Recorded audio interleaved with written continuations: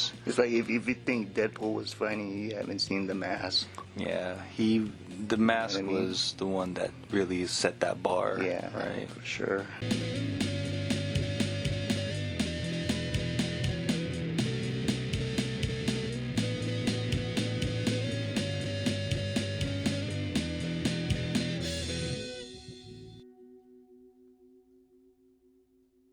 What's up, YouTube? What's going on, everybody?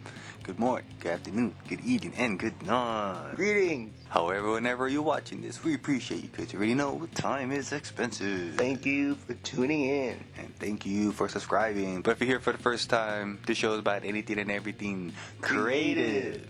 Anything that sparks your creativity in whatever medium you dabble in. Right, expressing the creative soul. And welcome to another episode of Creativity Unsheathed. I'm Oliver Sigua. And I'm Nino. And yes, we're brothers. Yes, sir. And this is the show where we feel we all wear masks, metaphorically speaking. Quoted from the movie. I guess for whatever situation or scenario that you need to adapt to. Yeah, and I think that's just one of the basic concepts in psychology, right? That everyone wears masks on a daily, you know what I mean? Yeah. Mom, dad, coworker, superhero, villain. Yeah, true. Right. And while we're talking about this, and what we're looking at today is Jim Carrey's The Mask. Yeah, from zero to hero. It's a movie that got sparked by an independent comic book by Dark Horse Comics, created by Mike Richardson, with the creators John Arcudi and Doug Mahnke. Nice. The original comic had a dark humor to it, and it became a fan favorite of one of the producers of the film, Michael DeLuca, and he wanted to make this comic book into a film, and the right timing that Mike Richardson and company wanted to make that push, because the 90s was kind of just testing the waters of comic book movies, you know? Yeah. So The Mask was given the green light, and they went looking for their star. And, you know, I think that's where the phrase, nobody is a somebody. And Jim Carrey, definitely a nobody prior to this movie. He had small movies, but, you know, they weren't box office hits.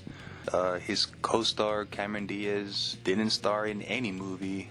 And this was pretty much a breakout film for both of them, actually. Yeah. He did it. He had a great run at it, In Living Color. The director, Chuck Russell, I mean, he didn't see anybody else playing that role. Yeah. Just watching those Living Color episodes. Yeah. You know. He really showcased everything. Yeah. The cartoon logic that was put in this film. Yes. Yeah. Right. It's a very good impersonator as well. Cameron Diaz's part. The Mask was being her first film. I mean, the role didn't really, wasn't really asking much from her, but she was able to sell the character. Yeah. Like you're saying, that whole femme fatale, that mysterious lady in red, damsel in distress. She had a little dance number, but not all of it. I'm pretty sure it wasn't her. No, of course not. She was shuffling, but kudos. Right, she was able to do it. Yeah. And after that, she got Something About Mary, and then the Charlie's Angels trilogy. Right. I mean, there was other smaller roles, like small rom-com, dramatic films that she did after this, but definitely Something About Mary was probably the one that pushed her career to the top. Yeah, for sure. Again, it's probably that right timing within her career, and just the shift in films being made. Yeah, for sure. So I mean, in a nutshell, like this movie and the comic book, it has a thrilling sensation, and yet with cartoon logic, cartoon magic. If you want to say, humor, for sure. It definitely tackles that Tex Avery flavor during that time, because the 90s, you were seeing that in syndication still, like on TV, and whatever network was hosting all those Tex Avery and Chuck Jones cartoons, right? Looney Tunes. It's like if you think Deadpool was funny, you haven't seen The Mask. Yeah, The Mask was the one that really set that bar. Yeah, right, for sure. I mean, if you don't know who Tex Avery is, if you are just born today or not familiar, right, or not familiar with any of the Looney Tunes or Tex Avery cartoons, you could probably compare him to the animators of Matt Groening, Seth MacFarlane, or John Lasseter. with all the Pixar cartoons and movies. Tex Avery was at that caliber of his time, of like 40s, 50s, just bringing a different vibe to cartooning at that time. And the cartooning then was so smooth and fluid. It's really good. Right, really up there next to Max Fleischer. Yeah, and even they were able to sell the jokes, the punchlines. Yeah, which really made it really funny. Hence, what was in this movie, The Mask. Yeah. It almost ended up not being a comedy movie. They tried to attack it with a horror element to it, but it didn't hold up. So they just ended up going with the cartoon comedy feel and just adding that Tex Avery feel, and just seeing all the references thrown in this movie, with the wolf, right, the howling wolf, and the gorgeous Fatale, or the femme Fatale, whatever, right, being Cameron Diaz. Yes, right. The romance element to this film, really showcase Jim Carrey's acting. Like, he doesn't always have to be funny. Yeah, he can. Sure. If you need him to be serious, or he sells it pretty well too. Like anxious, nervous. Yeah. Especially when he was in jail trying to get out. It's like his tenseness, stressed out. Right. Like right. he can really sell the emotions. Right. The human emotions. Like he really attacks it and really puts it into the character. Yeah. And if you want to find a movie that really showcases that, it's Eternal Sunshine of the Spotless Mind, where it's like a slice of life, mixed with like Vanilla Sky. Yeah, totally. Yeah, it's pretty cool. And like watching this film, you wouldn't have figured that this was coming from the directional eye of a horror director. Chuck Russell coming off of Nightmare on Elm Street Part 3, Dream Warrior. It's like, kudos to him for not going all the way horror. Even though that's what the comic called for, he added a nice blend of humor and lightheartedness, just so like it can pertain to a wider audience. And if it attracted me as a kid, or for us, just having just a cartoon element. When Freddy was coming out of the TV set. Oh, yeah. Grabbed the patient and threw her head inside to the TV screen. Yeah, that's totally cartoons, right? Totally Tex Avery. Right. This film, The Mask, totally suited him. And yeah, it was just the right calling and the right timing. Stars aligned. For sure. Right. He was meant for this, for this role. It's like this role fit him so well that most of the facial expressions are really him, and not as much as CGI. Yep. You know what I mean? Compared to Jamie Kennedy's version of The Mask, in the sequel, it didn't have that same elasticity in his face. You couldn't really see the expression, as if he had like too much Botox or something, I mean, nothing against Jamie Kennedy. I just never really saw him as funny. It was definitely a big task for Jamie Kennedy to take on the sequel of The Mask, knowing it was Jim Carrey. Yeah, for sure. And the energy that he brought, and Jim Carrey made The Mask. Hence the myth of The Mask is not every mask is going to be the same, like the Crow. As far as the person's desire. Yeah, whoever wears the mask. Right, and hence the villain in this movie, back to the Jim Carrey's version, his name is Dorian Tyrell, played by Peter Green. You really see the power behind the mask, and how it brings out the most inner desire of each person that wears it. So definitely, depending on the person, if you're gonna get Jim Carrey's character, Stanley Ipkiss, a hopeless romantic, you're gonna get a funny, outlandish, a highly animated person, right? Yeah. And then Dorian Tyrell's dark, overpowering, brute, like. He's very evil looking, right? Yeah. Like all he wants is power. Yeah. Right? Yeah. And The Mask is coming off of the mystical folklore of Loki, right? The god, if you want to say it. Yeah. Right. So if you know Loki, you probably know him from the Marvel movies. Pretty much in the same of this film. Yeah. They're able to like hypnotize and like manipulate and make you do things you're not aware of. Right. I just thought of The Mask, when Jim Carrey's Liar Liar, if you wore it, and then you get Me, Myself, and Irene. His alter ego, you get that, like the asshole version, right? Yeah, totally. That. Yeah, but then without the mask, it's like you get those two people. Totally. Yeah. even though Jim Carrey was able to withhold the physicality and the energy that this character requires, you know, he really sold it. And this film was definitely ahead of its time as far as the animation goes.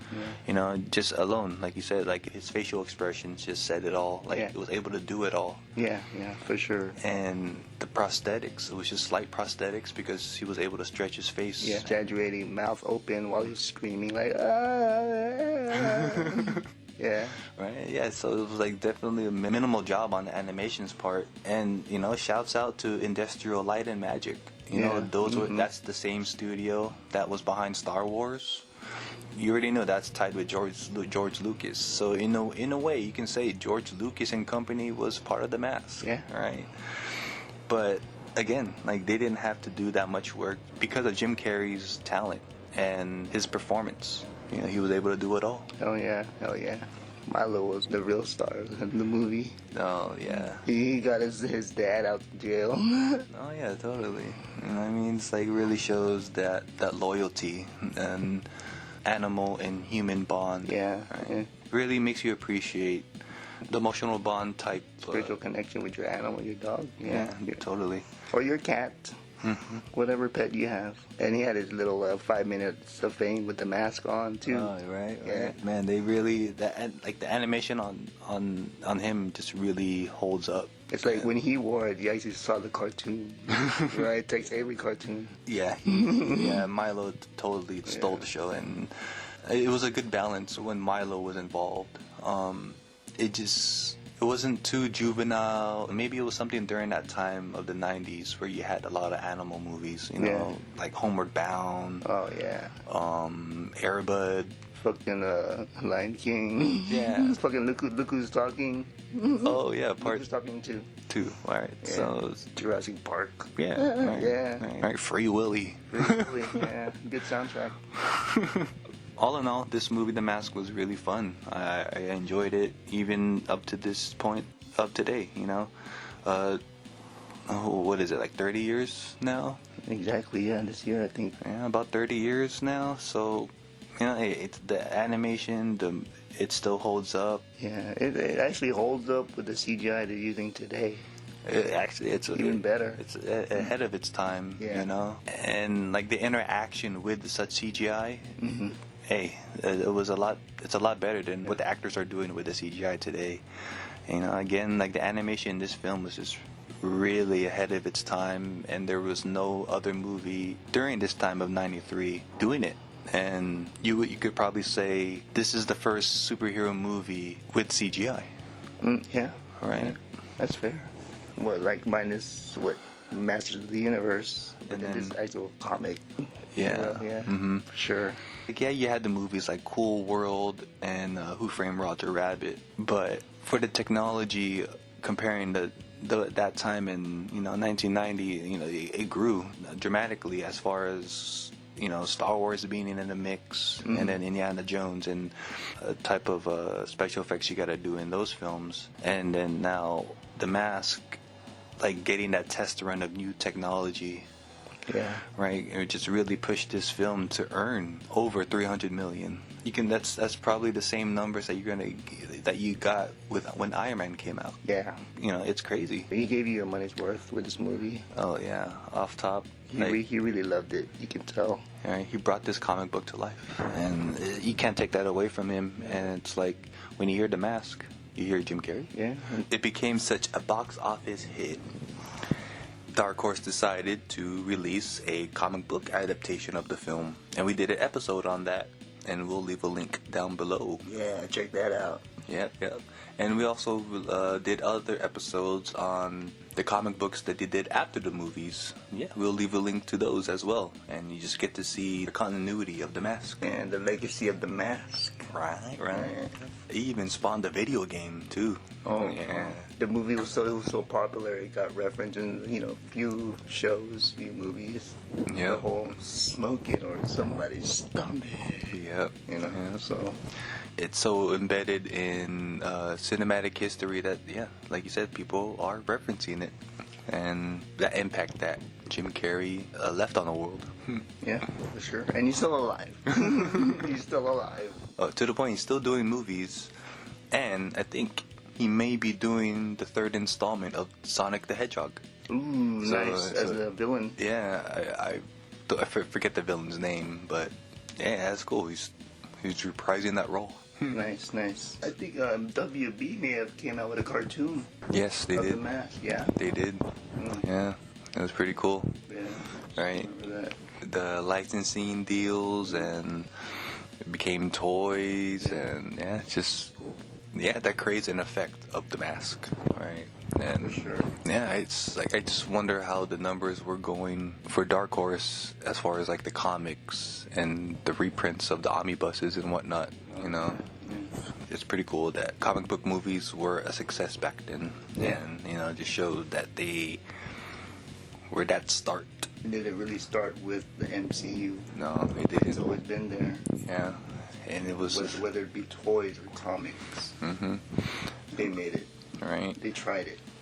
And to mention on that box office chart was The Crow, and knowing that The Crow was a comic book or independent comic book at that, and just shows how during the 90s comics were that much of an impact, and topping Forrest Gump, trying to make a name for itself in Hollywood, that these could be good material. Yeah, and thank you to New Line for picking it up. Right, they picked up Blade. Right, they were like really known for like picking up independent films, or like just betting on that small movie that can do something big. Yeah, right, for sure. Like, who knows? Maybe they were fans of comics as well. I mean, shit, New Line today did Shazam movies. Yeah, there you go. And I thought they were gone. Yeah, dude. For real, I thought they were just playing the old stuff. We watched Shazam like, what? New Line? You're still around? Nice. So that just shows that they're still doing superhero movies, y'all. And they put out Turtles. Yep, they sure did. The first one. All three of them, I believe. All three of them, see? So they betted on comics again. Yeah, right? They were there before Disney. and look where Turtles are today. Right? Man. Yeah, again, there's something about the 90s boom of, like, independent films being comic books. Shout out to New Line. Hell yeah. Thanks for the memories. Shouts out to another appearance by Ben Stein. If you guys don't know him, but he was the guy in those Visine commercials. Clear Eyes. Wow. Yeah. If you guys don't remember that, but you could probably YouTube it right quick. Yeah, he was in an episode of Full House. Oh, yeah. He had the cappuccino. Oh, yeah, that's right. And then he had the foam on his nose. Delightful. Delicious. Was another one was by Kevin Grievous, the creator of the Underworld movies. Oh. Yeah. But I mean, he was kind of known in like side characters, side roles in different movies. And he's also a known comic book writer. Yes, for sure. So that's awesome. If you have Underworld, watch it again. Yeah, knowing that he did it. Yeah. He made it. And he's in it. As a werewolf. It's like a Streisand type deal almost. Fuck yeah. He just didn't direct it. For real. Represent. But if to give us our own rating, or my rating, I give it solid 4 out of 5. For me, there wasn't enough story on why Dorian Tyrell, the villain of this film, to take over his boss. Like the territory. Yeah. Like I feel like there wasn't enough villain information. You know, it's true. like nothing, no real story for them. The story for the villain was at a low boil. Like we got enough taste, but we didn't get the full flavor. If that makes sense, It's like you got the basis of his needs, his wants, and his why, but you don't really see like a strong push. For a guy who owns a nightclub and living the high life, it's like still robbing banks. Yeah, still, right. Or maybe that's what's feeding their club. You know what I mean, or their business. Yeah, but. Yeah, that's a good point. Like they really spoke upon that. Yeah, it's like you've seen a lot on like Stanley Ipkiss in theMask. Yeah. But we didn't get a fair balance on the villain part. Like for the story's sake. True. It gave a good solid beginning, middle, end. You know, it didn't have a third act problem. It still made a callback to Dorian Tyrell's Why, but you know, like, I felt like it just wasn't enough. Like, yeah, he wore the mask, he got to wear the mask, and he got to feel that power, but I felt like it just wasn't enough. It really shows that he was really just that villain of the day. You know, like, he didn't really seem like a big threat. I think it would have been cool if he got a hold of the mask a little early in the movie, and then Stanley trying to get it back, or have Milo get it. You know what I mean? Yeah. When Dorian's not looking. Yeah. But yeah. And I mean that wasn't enough of the villain. The movie told enough, but if you're really into story and you know you want to be fed enough information on such, yeah, it's like there wasn't enough on the villain part. Yeah. For me, if not knowing it was a comic book and watching it for the first time, it's definitely cartoony, very entertaining. Big Jim Carrey fan, so can't be too perfect. There wasn't enough backstory on the villain. Right. But yeah, for what it was, for what they did, what Jim Carrey put out there, yeah, 4 is cool. 4.5, one of those. Yeah. Animation itself wasn't perfect, but it was definitely ahead of its time, and it's definitely better than what you see today, or if not equivalent to what you see on the big screen today. But you know, there's just certain parts of it where it didn't look solid, but it was there. But it was enough for that time to recapture that Tex Avery logic, cartoon humor. And the computer stuff wouldn't really work if not for the acting of the actors. Especially Jim Carrey. And Milo too. It's like the way they like interact with the actors. And the way it just all fits. And it just made it work. So all in all, go watch it for yourselves. If you like physical medium, whatever bin you guys find it in, if you have to buy them online, you know, do what you do. Definitely look out for those special features because, you know, they got cool deleted scenes. And good documentary too. Yeah, and, you know, just got the whole backstory and behind the scenes of how this magical film got made. Yes. And now it's part of cinema history. I believe it's on streaming on Tubi. We are not sponsored by Tubi, but hey, Tubi, hit us up. Yo, hit us up. Yeah, it's on Tubi. Stream it there, or stream it however you find it. But you know, definitely view it for yourselves. Watch it and value it how you see it. Yeah, stream any Jim Carrey movie, any Cameron Diaz movie. Yeah, they got good work. Yeah, they definitely got the acting chops and well deserved to be in cinema history and just to be known for their work. Yeah, for sure. They entertained us well. Yep. So yeah, definitely y'all check it out. Check it out. The Mask. Jim Carrey. In The Mask. From Zero to Hero. Nice. Co-starring Milo. And Cameron Diaz. Yeah. Well, wait, no, Milo actually had a real name. Milo. He actually had audition. Oh man, that's crazy. We don't know the dog's name. He came in with a suit and sunglasses. Resume. Right. If you reached all the way to this point of the video, we highly appreciate it. And you already know that we're going to end this episode with a motivational quote for y'all. And, you know, if you heard this before, by all means, just let it be a self-reflection of where we are today. The present. And this one is by MC Jin. And it states, "Nobody is somebody." End quote. Nice. Definitely goes with, you know, Jim Carrey and Cameron Diaz. Yeah. Right. For sure. Making a name for themselves, you know, letting the world know who they are, what they can offer to the world, which is entertainment, laughs, you know what I mean? And it's definitely hard to make someone laugh. Yeah, for sure. Right. Even Cameron Diaz comedy, you know, Something About Mary, you know what I mean? It really felt wholesome, real, you know? Yeah. Like, even her light humor in here, you know, you really felt the human behind that character. Yeah. It wasn't just a role, you know, she really put her heart into it. As if that was really her. Yep. I'm pretty sure, yeah. You know, and the rest was improv.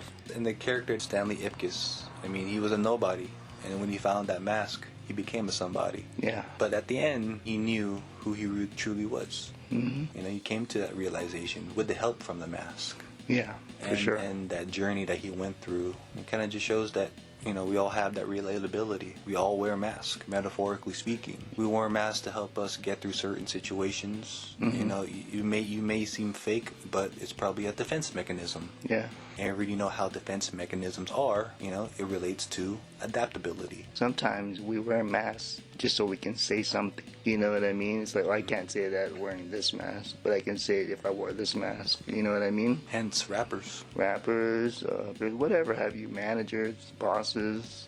So I think some people can see right through it sometimes. Oh yeah. Well, either way, people are just gonna judge you anyways these days. You know what I mean? But if they know you, they know you. But even though that know you, they don't know you now. Yeah. The people that you run into in life, they're always going to have an impression of you, or they're going to make up a version of you in their mind, and can't really stop that. That's just them interacting with you in this world, and you can't control and how people perceive you. It's just, it doesn't reflect you; it reflects them. Yeah, it's just the universal flow. Yeah. Yeah. How often do you guys wear masks? Yeah. We're not in that COVID era no more, but people are still wearing it just for precautionary sake. Yeah, sure. Some still wear it for fashion's sake. Yeah. Whatever mask you wear, don't lose who you are inside. Yeah. Who you truly are and how the universe made you. Don't forget that part. Be able to find your soul when you look at yourself in the mirror. Be sure you still have that, metaphorically or physically. It's like, don't forget who you are. For sure. Yeah, I mean, we're not going to pretend like we know you guys, but, just let that be a self-reflection of where we are today and that next level that you need to hit. Ever evolving. Right? No matter how old you are, you're still learning and growing. Yep, for sure. And if you reached all the way to this part of the video, we highly appreciate you again. Thank you. And, definitely keep spreading the word of what we do here at Creativity Unsheathed. And if you're here for the first time, hit like, subscribe, comment below, let us know your thoughts. What you want us to review. All right? And in the meantime, keep creating, stay creative. Stay independent, have your own voice. Do your best as a human being to stay motivated and to keep on going. Yeah, man. Kill the negativity and spread the love, y'all. Till next time, y'all. Till next time.